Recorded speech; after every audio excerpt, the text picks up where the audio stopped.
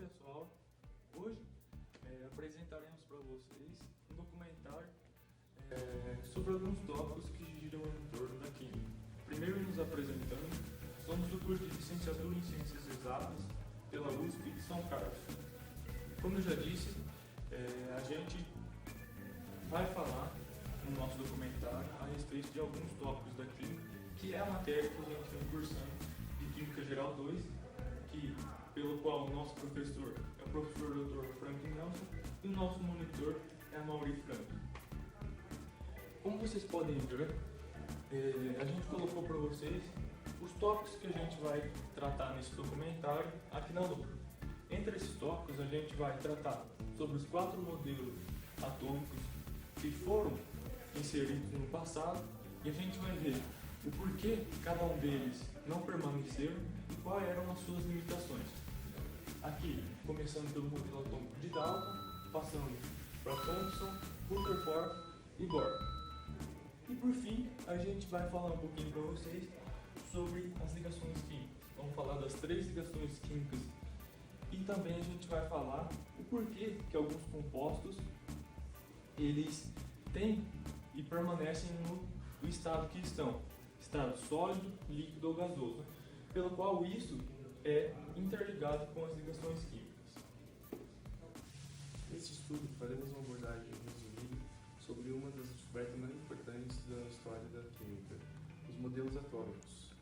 É importante deixar bem claro que chegar no desenvolvimento do modelo atômico atual não tem sido uma tarefa fácil, afinal, essa história se inicia cerca de 2.600 anos atrás com as primeiras considerações sobre a estrutura da matéria. É importante também deixar bem claro que para os estudiosos de química é muito importante entender a estrutura atômica, pois assim é possível entender a estrutura de substâncias, fenômenos químicos, físicos, etc. As primeiras considerações sobre a origem da natureza, ou que é chamada na Grécia a Físis, foram feitas por Tales de Mileto, que viveu cerca de 640 e 548 a.C. Ele acreditava que a natureza, ou toda a matéria do universo, era composta por um único elemento que era a água. Obviamente, essa teoria dele carecia de embasamentos teóricos e experimentais, então não foi muito para frente. Mas logo depois, o ciclo de Abdera, na Ásia Menor, que viveu cerca de 478 a.C., surgiu desenvolvendo um pouco mais essa teoria. Ele dizia que toda a matéria do universo, ou o universo em si, era composto por 2 elementos, no caso, seriam elementos indivisíveis, que posteriormente viria a ser chamado de átomos, e de um vazio. Também carecia de fundamentação teórica, obviamente, e de experimentação. Você não pode só chegar em ciência hoje em dia e falar qualquer coisa sem embasamento teórico. Porém, depois, Demócrito, que era seu discípulo, viveu cerca de 460 e 370 a.C., aperfeiçoou suas ideias dando um pouco mais de embasamento teórico. Ele era seguidor de Leucipo, como eu já citei. Ele disse que a matéria era feita de 4 elementos, além do vazio. O vazio e os elementos eram 4, que era a terra, a água, ar e fogo. Então, esse vazio que era dito pelo Leucipo e os elementos indivisíveis eram terra, água, ar e fogo. E ele também disse que o porquê desses elementos não poderiam ser indivisíveis. Porque caso o elemento fosse divisível infinitamente, ele poderia se confundir com o vazio. Logo, por isso de o elemento não poder ser divisível. E aí surge a ideia de átomo. Após isso, surgiram 2 correntes de pensamento na ciência química. A ciência de pensamento aristotélica, que acreditava que a matéria era contínua, que todo esse pensamento anterior não passava de baboseira, e o pensamento, como por exemplo, de Pierre Gassendi, que passou a adotar o empirismo como prática de verdade científica, e não qualquer coisa aleatoriamente. Ele viveu cerca de 1592 a 1655. Bom, dando continuidade ao que foi dito até agora, vou falar um pouquinho sobre o modelo atômico de John Dalton. Em 1803 foi quando ele propôs a teoria dele, que ele se baseava na questão da conservação de massa, e ele também ele voltou com a ideia de átomo, que foi proposta pelos gregos, e por meio de experimentações, observações, ele conseguiu sustentar essa ideia de conservação de massa e propôs o modelo dele. Bom, ele é descrito em 5 tópicos, basicamente. O primeiro é que a matéria é composta por partículas elementares, fundamentais, que são os átomos. O segundo tópico fala sobre que eles são permanentes e indivisíveis. Hoje a gente sabe que isso não é verdade. Existe processo de fissão nuclear, que para gerar energia, ou seja, os átomos não são permanentes, e eles também não são indivisíveis, pela questão de saber que existem partículas subatômicas presentes no átomo. E ele também não tinha a ideia ainda da ideia de elétrons. Em relação entre átomos e elementos, ele acreditava que cada átomo de cada elemento tinha propriedades diferentes. E um átomo de um mesmo elemento era exatamente idêntico. E hoje a gente sabe que também não é verdade. Existem os isótopos, que são átomos de um mesmo elemento que possuem massas diferentes, ou seja, são totalmente iguais. Esse tópico ele fala basicamente sobre a questão da conservação de massa, em relação às transformações químicas. Ele fala que uma transformação química era simplesmente o rearranjo, combinação dos átomos. Ou seja, o átomo, durante uma reação química, ele não era nem perdido, não era nem acrescentado, ele simplesmente se rearranjava, se combinava para formar um novo elemento. Ou seja, aqui por meio de experimentações, ele conseguiu embasar a sua teoria de conservação de massa. E por fim, a questão dos compostos químicos. Ele acreditava que o composto químico era formado por 2 ou mais elementos e que eles eram propostos de uma razão fixa. Bom, a limitação do modelo de Dalton era basicamente que ele não conseguia distinguir a ideia entre átomo e molécula, principalmente por causa dessa questão dos compostos químicos, dessa razão fixa que tendencionava ele a formar moléculas estruturalmente erradas.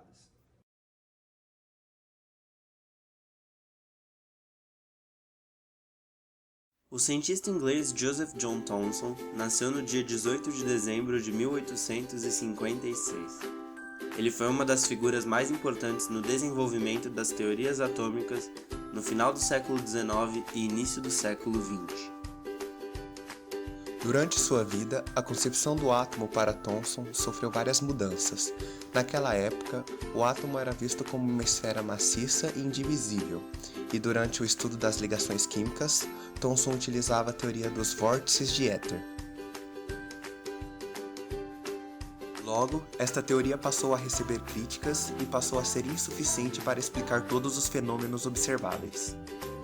Em busca de respostas, Thomson passou a tentar entender valência e propriedades periódicas, valorizando as estruturas subatômicas. Nessa época, o tubo de raios catódicos era destaque em todo o mundo, e foi esse aparato que foi utilizado nos estudos de Thomson. O tubo de raios catódicos consiste em um tubo de vidro lacrado preenchido com um gás rarefeito. Nas extremidades desse tubo são encaixados eletrodos que chamamos de cátodo, eletrodo negativo, e ânodo, o eletrodo positivo. Os eletrodos aplicam uma diferença de potencial que, quando é alta o suficiente, pode-se observar um feixe luminoso. Este feixe luminoso que surge é chamado de raio catódico. Thomson observou que, ao aproximar placas carregadas do feixe, um desvio ocorria e o feixe sempre era defletivo para longe da placa carregada negativamente. Assim, desejando estudar mais a fundo o fenômeno, Thomson estendeu o tubo de raios catódicos de forma a criar um sistema onde poderia medir a deflexão do raio em função da variação do campo elétrico entre as placas carregadas. Thomson então concluiu que os raios catódicos certamente eram carregados negativamente. A partir dos dados experimentais, testando para diferentes gases, encontrou o valor da razão entre a carga do elétron e sua massa. O pesquisador postula então que todos os elementos químicos são formados por um constituinte universal com uma massa mínima comum bem definida. No entanto, a matéria, em sua forma natural, é neutra. Isso só poderia ser explicado se a carga negativa identificada fosse apenas uma porção negativa do átomo. Se isso fosse verdade, o átomo então não era indivisível. Partindo da ideia de que o átomo é composto de cargas negativas e positivas de forma a se cancelarem, Thomson estruturou um modelo para representar o átomo. Para ele, o átomo era uma massa esférica e positiva com corpúsculos negativos distribuídos de forma homogênea sobre sua superfície. Este modelo ficou conhecido como modelo do pudim de passas. Alguns anos depois, Rutherford apresentou um novo modelo para o átomo, explicando uma maior gama de fenômenos e derrubando o modelo do pudim de passas. Antes de falar sobre o modelo atômico de Rutherford, vamos falar um pouco sobre o inventor. Ernest Rutherford nasceu numa cidade portuária da Nova Zelândia. Em 1893, ele se formou em ciências físicas e matemática pela Universidade de Nova Zelândia. Em 1908, ele ganhou o Nobel de Química. Em 1919, Rutherford introduziu a ideia de núcleo atômico.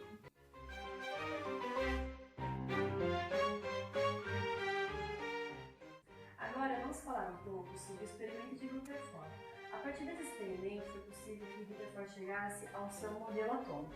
Sabia-se que certos elementos radioativos emitiam partículas carregadas positivamente e que se moviam em grande velocidade. Essas partículas eram conhecidas como partículas alfa, e elas foram essenciais para a realização do experimento de Rutherford.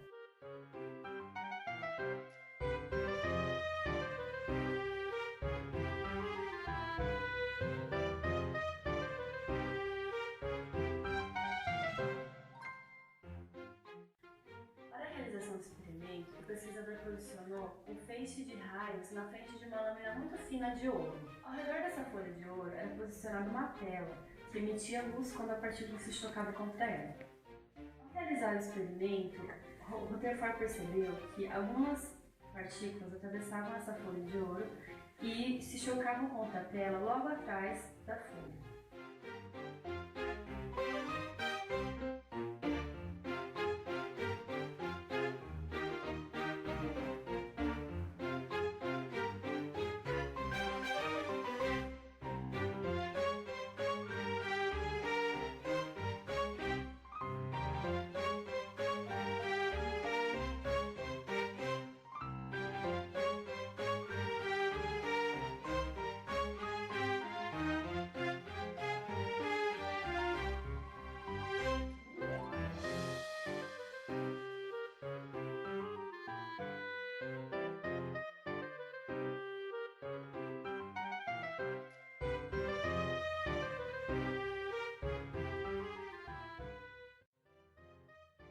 Após a realização do experimento, Rutherford chegou às seguintes conclusões: que o átomo ele é um enorme vazio e que ele possui um núcleo muito pequeno e positivo. Em volta desse núcleo haveriam elétrons e, atualmente, esse espaço é conhecido como eletrosfera. O modelo dele pode ser comparado com o sistema solar.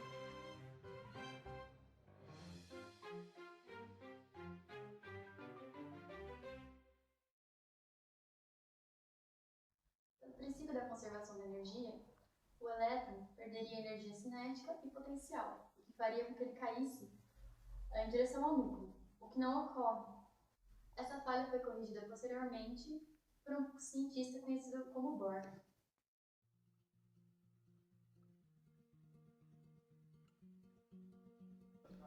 O átomo de Bohr.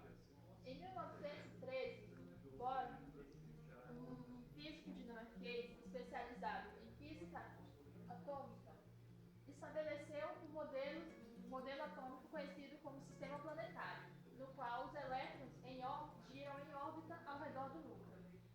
Hoje, nós sabemos que os elétrons giram ao redor do núcleo, mas não em órbita como o modelo de Bohr fala.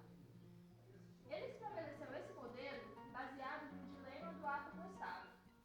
E para chegar nesse modelo, no modelo do sistema planetário, ele fez experimentos admitindo que um gás emite luz quando a corrente elétrica é passada nele. Esse fato é explicado pelo fato de que os elétrons absorvem e depois liberam energia na forma de luz. Com base nessas ideias, Bohr deduziu que a energia de um elétron é quantizada, ou seja, cada átomo possui um conjunto de energia disponível para os seus elétrons.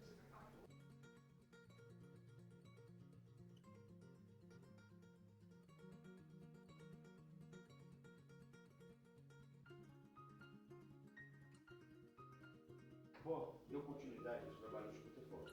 Nessa época, os espectroscopistas tinham descoberto que o átomo de hidrogênio emitia apenas algumas frequências de luz. Essa observação tem a ver também com o que Max Planck descobriu, que foi essa constante de Planck. Ou seja, energia igual a constante de Planck vezes a frequência que é emitida.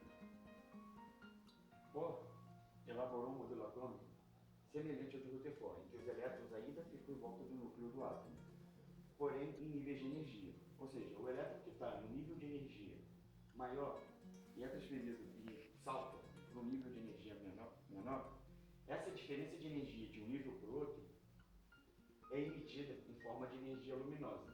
Ou seja, a frequência da energia luminosa que ele é emitido vezes a constante de Planck é igual à diferença de energia de um nível de energia para o outro.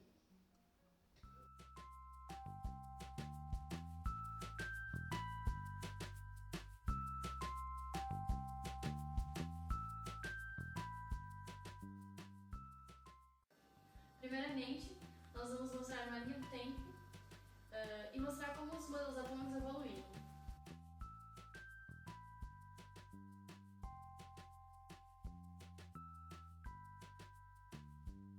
Por volta de 400 anos antes de Cristo, os filósofos gregos Demócrito e Leucipo sugeriram que a partícula ela não é contínua, e sim formada por minúsculas partículas chamadas átomos. A palavra átomo vem do grego que significa indivisível. Dalton sugeriu que o átomo seria a partícula elementar, ou seja, a menor unidade de matéria. O modelo atômico de Dalton revela que as partículas são esferas minúsculas, indestrutíveis.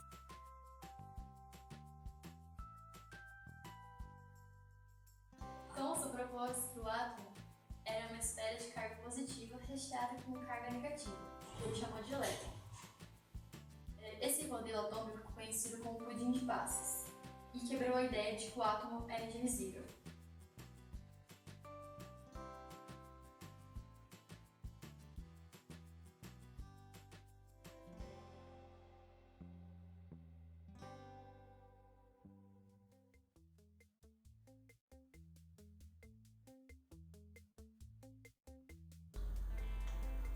Bom, vamos falar um pouquinho sobre ligações químicas agora. Bom, mas o que é uma ligação química? Basicamente, é quando existe uma união entre átomos para a formação de moléculas. Ou seja, é quando um átomo reage com o outro. E essas ligações químicas existem de diferentes maneiras, que nós vamos ver daqui a pouco. No caso, seriam ligações iônicas, covalentes e metálicas. Mas antes de estudar cada uma delas, a gente precisa saber sobre a teoria do octeto. Essa teoria foi feita por Gilbert Newton Lewis e Walter Kussel. Bom, o que diz a teoria do octeto? Esses dois caras, eles estavam analisando a tabela periódica, mais especificamente a família virtual. Bom, eles viram que o hélio, na última camada dele, ele se estabilizou com 2 elétrons. Já os demais elementos da família dos gases nobres, que é virtual, na última camada dele, eles se estabilizam com 8 elétrons. A partir disso, eles viram que os gases nobres, a maioria deles, tirando o hélio, se estabilizam com 8 elétrons. Aí eles criaram a teoria do octeto, que diz que um átomo ele adquire estabilidade quando possui eletrons na camada de valência. O que quer dizer? Que quando um átomo ele não tem 8 elétrons na camada de valência, ele precisa arranjar outro átomo ou alguma outra maneira de se estabilizar, de conseguir 8 elétrons na sua camada de valência. Bom, é basicamente isso a teoria do octeto. É uma coisa que a gente vai utilizar para todos os outros tipos de ligações.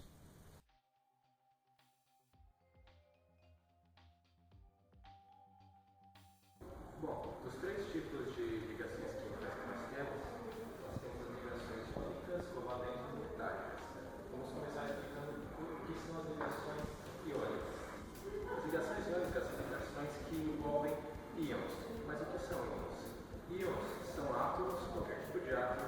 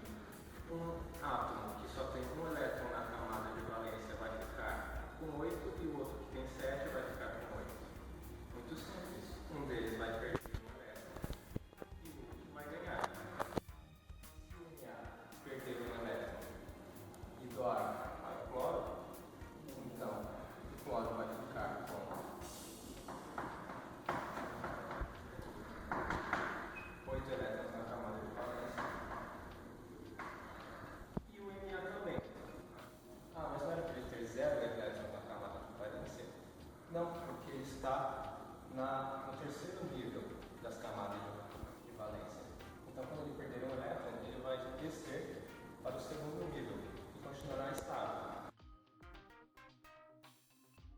Quando nós temos íons, nós podemos separar eles em dois tipos, os ânions e os cátions. Os ânions vão ser os átomos que vão ter uma camada mais negativa. Por quê? Porque ele recebeu um elétron do outro átomo. Lembrando que os elétrons são cargas negativas, portanto, quanto mais elétrons, mais negativa é a carga. E da mesma forma, o cátion vai ser aquele átomo que ele vai ter a carga mais positiva. Por que mais positiva? Porque ele doou um elétron, ele acabou perdendo um elétron e por isso a sua camada ficou menos negativa. Por isso é o cátion.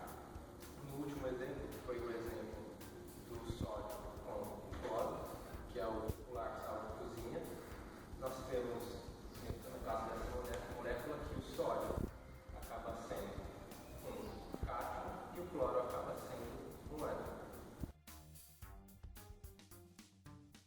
A força de atração que une dois íons, no caso um ânion e um cátion, vai ser o que a gente chama de atração eletrostática, que é a atração do positivo pelo negativo. Essa atração é uma atração muito forte e por isso a gente quase sempre encontra as moléculas ionizadas no estado sólido, como por exemplo o sal de cozinha. Ele sempre está no estado sólido porque o seu ponto de ebulição é muito alto, é necessário uma energia muito forte para romper essas ligações iônicas e fazer com que essas moléculas se tornem livres.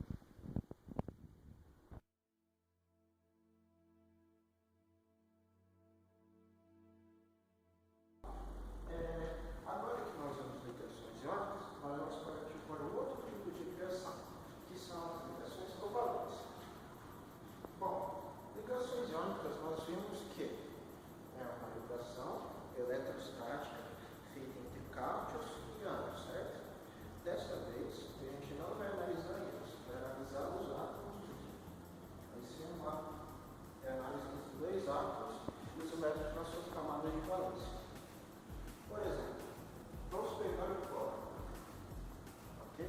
O cloro, ele é da família 7A.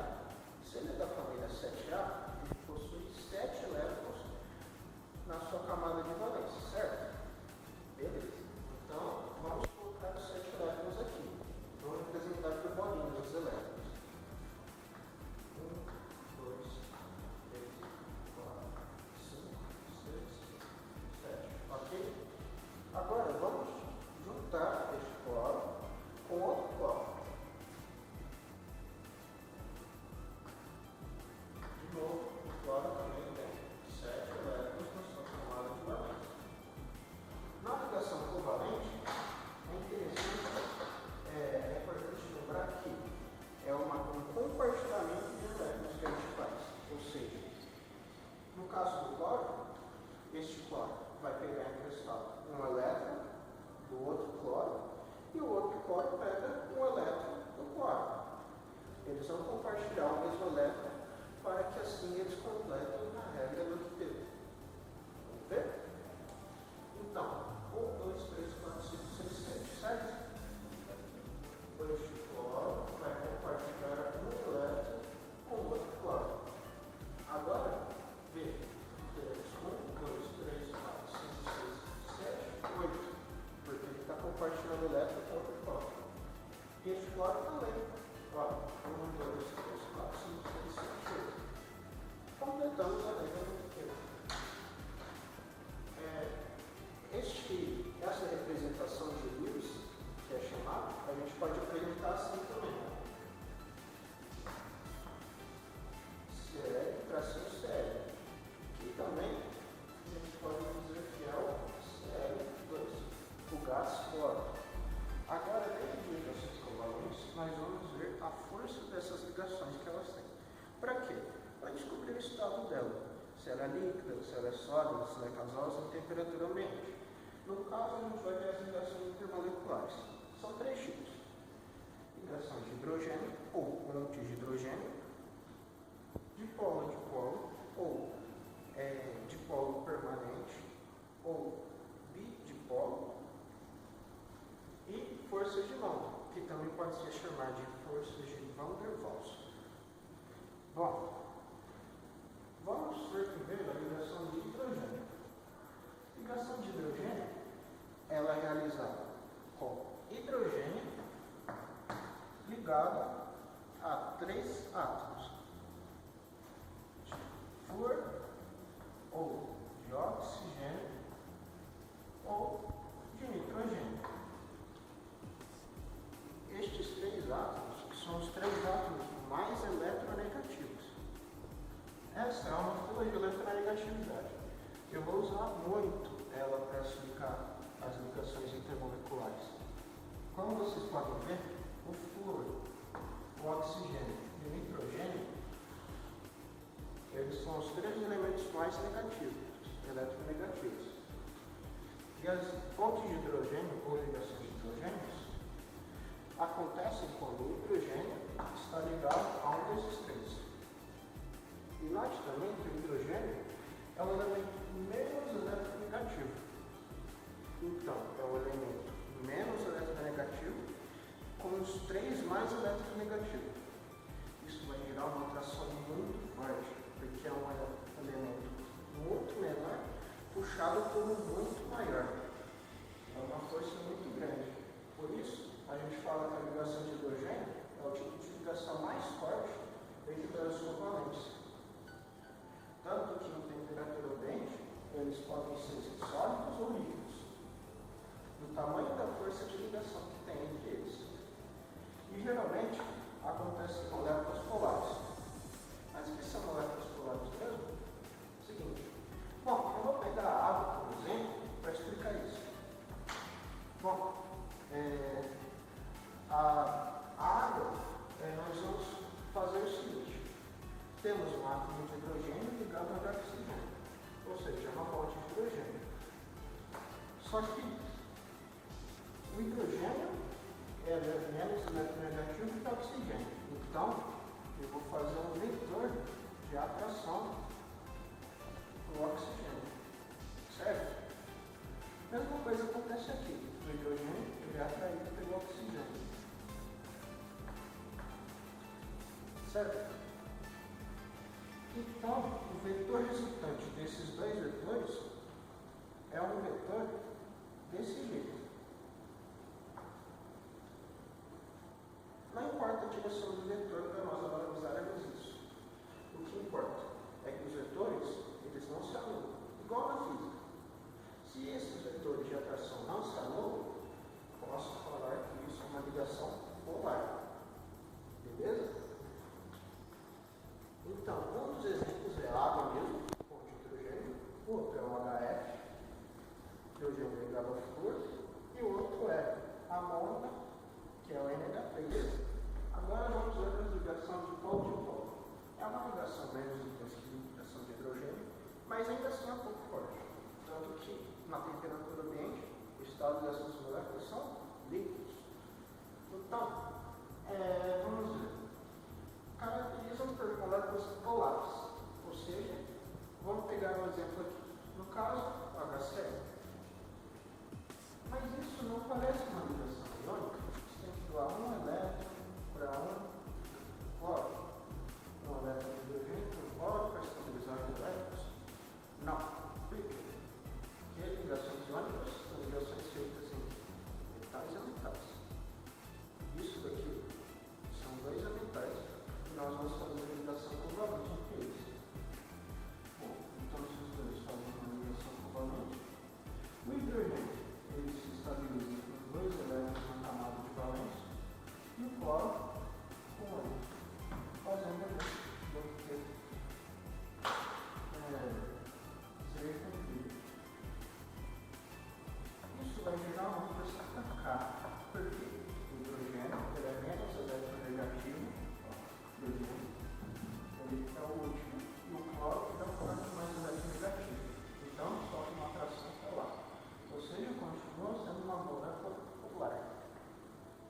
E aqui temos outros exemplos, o HBr e o HI, que são outros ácidos aqui. Por último, nós temos as forças de mão, que são as interações mais suaves que temos. Tanto que, em temperatura ambiente,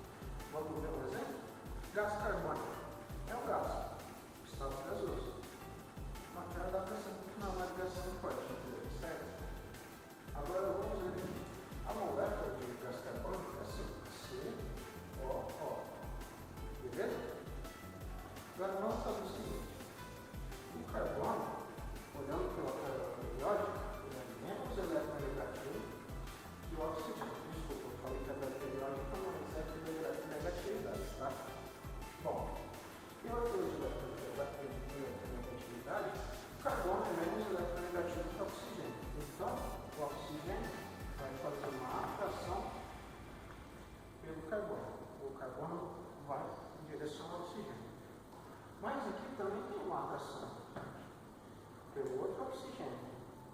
Ou seja, no final, esses dois vetores vão se anular. Então não vai ter vetor.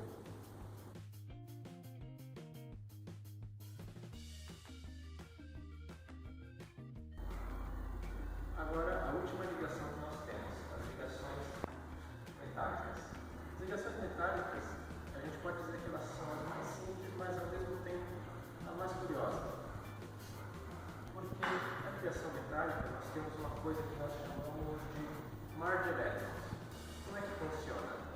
Muito simples, nós vamos ter átomos de um certo metal, afinal são ligações metálicas, são ligações feitas entre metais. Nós podemos usar como, por exemplo, o ferro. E esses átomos eles vão todos se tornar. Então eles vão compartilhar seus elétrons uns com os outros, mas não compartilhar da mesma forma que ocorre na ligação covalente. Compartilhar de uma forma um pouco diferente. Porque realmente vai ser como se fosse um mar de elétrons. Nós vamos ter os cátions nesse mar, e os elétrons eles vão poder ficar circulando livremente entre todos esses cátions de metais. Por exemplo, nós temos um elétron aqui e a qualquer momento, se quiser, ele pode circular e vir até aqui, temos uma forma que o elétron está aqui, pode circular e vir para o outro lado livremente. É como se todos os elétrons pertencessem a esse mar, todos os átomos. Você também pode olhar para isso como se fosse uma sala cheia de alunos, por exemplo, em que cada um desses vários alunos são átomos. E esses alunos eles vão trazer bolinhas. Essas bolinhas vão ser os elétrons deles. Então, ao invés de cada um ficar com as suas próprias bolinhas para si mesmo, eles vão querer se conectar com os outros alunos, fazer ligações. E para isso eles vão fazer uma brincadeira em que eles jogam as bolinhas deles para os outros alunos. E aí cada um pega a bolinha do outro e sem parar vai passando os outros alunos. E assim se estabelece essa ligação química que é a ligação metálica, certo? Bom, esse fator do mar de elétrons propõe às ligações metálicas certas características que são bem especiais. Essas características são a maleabilidade, de forma que as ligações metálicas elas deixam o material muito maleável, você consegue entortar, amassar, basicamente você consegue manipular o material com facilidade. A dutibilidade permite que você faça fios com esse material, como por exemplo o fio de cobre, o fio de ouro, e a transferência de corrente elétrica e calor. Por exemplo, se você pegar uma barra de ferro, por exemplo, se você esquentar um lado dela, você vai verificar que em um tempo de intervalo muito curto, a outra extremidade já vai estar quente. Isso é porque o calor é transmitido muito rapidamente por esses elétrons que estão soltos no mar de elétrons. E o mesmo vale para a corrente elétrica. É por isso que os metais são condutores de eletricidade tão bons. Se você injetar elétrons em alguma parte de uma liga metálica, muito rapidamente essa corrente elétrica vai acabar saindo pelo outro lado. E estes são os tipos de ligações químicas que ocorrem. Mas a história do átomo não para por aí. Com o desenvolvimento da tabela periódica, criada por Dmitri Mendeleev, e o avanço da mecânica quântica, graças à equação desenvolvida por Schrödinger, muitas inovações ainda estavam por vir no mundo da química. Na ciência, nem tudo está esclarecido. Muitos mistérios ainda giram ao redor do átomo. Por isso, pesquisadores ao redor do mundo todos os dias realizam experimentos. Mas que avanços e descobertas eles nos aguardam? Bom, aí já é outra história.